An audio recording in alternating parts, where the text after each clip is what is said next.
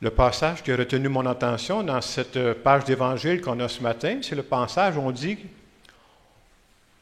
on était frappé par l'enseignement de Jésus, car il enseignait avec autorité, en autorité et non pas comme les scribes. Et j'avoue que c'est ça qui m'a un peu distrait, même au début, quand j'ai préparé cette semaine. Jésus enseignait avec autorité. J'ai eu des souvenirs qui sont remontés parce que vous savez qu'avant d'être prêtre, ce que je faisais, j'étais un professeur de mathématiques au secondaire. C'est très sentimental, là, mais comme j'étais professeur, vous savez, j'ai eu la chance de rencontrer beaucoup de professeurs dans ma vie. Et quand on a le bureau où sont tous les professeurs, ça jase là-dedans, ces professeurs-là. Alors, on finit par savoir dans une école quels sont les professeurs qui n'ont aucune autorité. On finit par le savoir, ça ne prend pas beaucoup de temps. Je vous donne des exemples. Alors, il y a un professeur qui arrivait très souvent en retard, mais qui demandait que ses élèves soient toujours à l'heure. Ça ne marche pas. Essayez pas ça, ça ne marche pas. Il y avait un autre professeur qui commençait, je pense qu'il a pu progresser par la suite, puis j'enseignais son l'air 3, 4, 5. Vous voyez un peu le genre, c'est un peu olé. Il disait à ses élèves, « Arrêtez de parler, sinon je vais arrêter mon cours. » C'est exactement ce que les élèves voulaient. Et le pire, c'est qu'une fois qu'il l'avait dit, il ne le faisait pas. Alors, ce que je vous indique là, c'est une bonne façon d'avoir aucune autorité. Et dans l'Évangile d'aujourd'hui, c'est comme si on veut nous comparer l'autorité que les scribes avaient avec l'autorité que Jésus avait. On veut nous dire que les scribes, ils enseignaient, mais il n'y avait pas beaucoup d'autorité. Pourquoi? Entre autres, parce que les scribes, ce qu'ils faisaient, eux autres, ils répétaient ce que d'autres avaient dit. C'est comme si je vous parlais, mais je répète toujours ce que l'autre a dit. Bien, à un moment donné, toi, là, on sait-tu ce que tu penses, là? Et entre autres, les scribes, quand ils enseignaient, c'était toujours sur le même sujet. Eux autres, c'était le maintien de la loi. Alors, vous remarquez dans l'Évangile d'aujourd'hui, c'est le sabbat. Fait qu'ils ne sont pas contents, là. On ne fait rien le sabbat, là. Eux autres, ils répétaient toujours la loi. Et ce qui faisait, entre autres, qu'ils perdaient leur autorité, puis Jésus va le dire plusieurs fois dans l'Évangile, les scribes, ils disent, ils ne font pas. Ça, c'est la meilleure façon de perdre complètement son autorité. Jésus, de son côté, qu'est-ce qui faisait qu'il était crédible? Pourquoi les gens l'écoutaient? Pourquoi les gens le suivaient? Il n'y avait pas d'autre chose à faire, les gens, que le suivre. Ce qui frappait les gens chez Jésus, c'est qu'il vivait ce qu'il disait. Tout au long de sa carrière publique, il va annoncer le royaume de Dieu, un nouveau monde que Dieu nous propose, mais il va poser des gestes dans ce sens-là. Entre autres, on va le voir souvent guérir du monde, pour dire, là, la volonté de mon Père, là, c'est que tout le monde puisse vivre pleinement.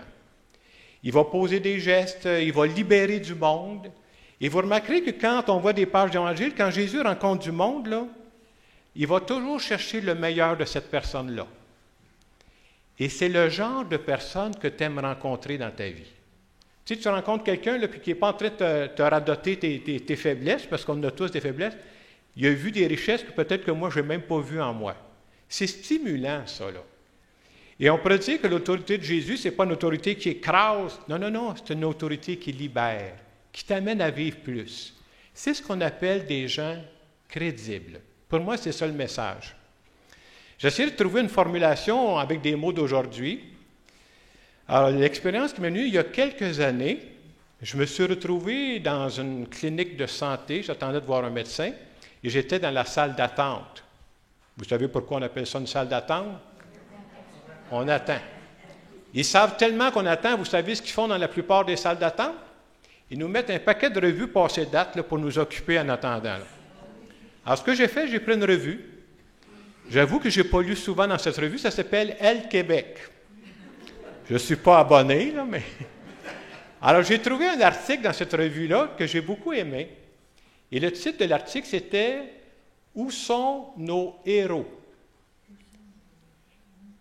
Et dans cet article-là, ce qu'on exprimait, c'est ceci.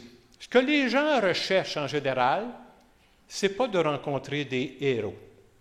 Ce n'est pas de rencontrer des légendes d'une autre époque. Ils disaient, non, ce n'est pas ça qu'on recherche. Qu'est-ce qu'on recherche? On recherche des gens crédibles, des gens vrais, des gens authentiques. On donnait des exemples. On dit, on a le goût de rencontrer des parents qui ont des enfants. Puis avoir des enfants, moi, je n'ai pas beaucoup d'expérience, mais on peut s'entendre que ce n'est pas toujours facile. C'est olé, olé, mais on sent que ces parents-là sont heureux avec leurs enfants. Ça, c'est crédible. On parlait aussi, bien, on peut rencontrer des grands-parents ou des gens qui avancent en âge. On sait tous, quand on avance en âge, ce n'est pas toujours comme on voudrait, mais des gens qui ont gardé leur sérénité. Et on disait aussi, quand on rencontre des professionnels dans n'importe quel domaine, des professionnels sur qui on peut se fier, qui sont crédibles. Ça, là, c'est ça qu'on recherche. Et je trouvais que le message qu'il y avait dans ce petit article-là ressemble pas mal au message de l'Évangile d'aujourd'hui. C'est-à-dire que Jésus cherchait à être une personne vraie, une personne authentique, qui vivait ce qu'il disait. J'avoue que je ne me suis pas abonné à la revue Elle Québec, là, mais c'est un bon article que j'ai frappé pour cette fois-là. Et pour nous, les chrétiens, les chrétiennes, l'objectif qu'on poursuit, le but qu'on poursuit, l'idéal qu'on a, il est très élevé.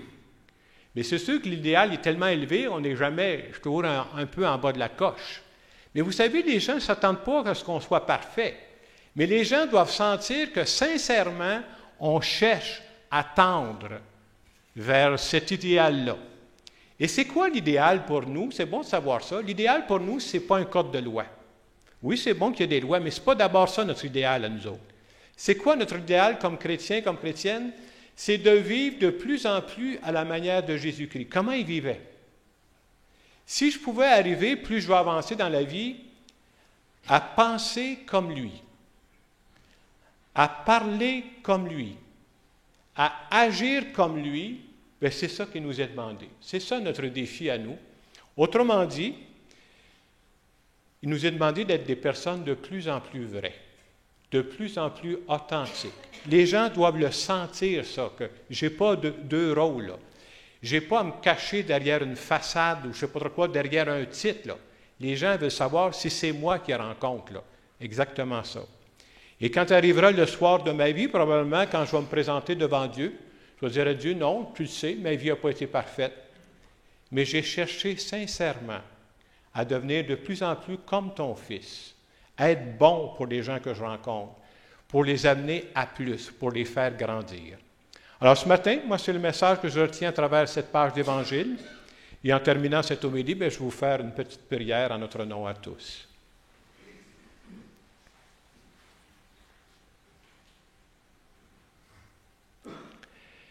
Ce matin, Seigneur, je veux te dire que c'est vraiment ce que je veux dans ma vie, de devenir une personne plus vraie, plus authentique, plus crédible. Je veux de plus en plus te ressembler.